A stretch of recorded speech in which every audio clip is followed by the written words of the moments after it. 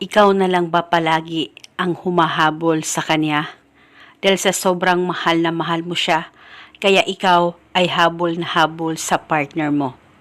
Kahit ikaw ay binaliwala na niya. Ngayon, maituturo ako sa inyo na napaka-epektibong ritual upang siya na naman ang mababaliw sa kakahabol sa iyo. Kaya kung gusto mo, ay mas mainam na gawin mo itong ritual na ibabahagi ko sa inyo ngayon. Basta dapat 100% ang paniniwala mo sa mga ganitong pamamaraan. Pwede mo ito gawin sa kahit na anong araw o oras na gusto mo. Ang gagawin mo lamang ay kumuha ka ng baso. Lagyan mo ito ng kalahating tubig. At pagkatapos, kumuha ka rin ng isang siling haba o siling labuyo. Ilagay mo rin ito sa baso na may kalahating tubig. At pagkatapos, maglagay ka ng isang kutsarang asin. At pagkatapos nito, kumuha ka ng papel at panulat. Isulat sa papel, pangalan at apelido.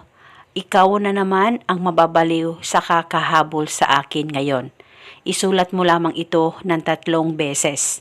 At pagkatapos mo na itong masulat, ay tupiin ang papel kahit ilang tupi at isunod mo rin itong ilagay sa baso. At nang malagay mo na lahat, hawakan saglit ang baso sa 2 kamay mo. Ipikit ang mga mata mo. Pakaisipin mo siya ng mabuti. Mag-focus at mag-concentrate ka. At dapat wala kang ibang iniisip kundi ang target lamang. At pagkatapos ay banggitin mo lamang ang nakasulat sa papel ng 3 beses. At pagkatapos nito ay itago mo na itong ritual sa safe na walang makakakita at makakaalam.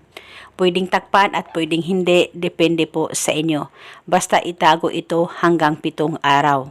At pagkatapos ng 7 araw ay pwede mo na itong itapon at kung gusto mo, pwede ka gumawa ulit. At kahit nararamdaman mo na siya ay naghahabol na rin sa iyo, ay pwede mo pa rin ipagpatuloy ang ritual o pwede mo pa rin ulitin ang paggawa nitong ritual. Depende po sa inyo as long as 100% ang paniniwala mo sa mga ganitong pamamaraan.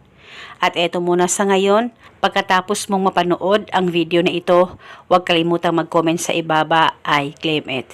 Maraming salamat po sa panonood. May God bless us all.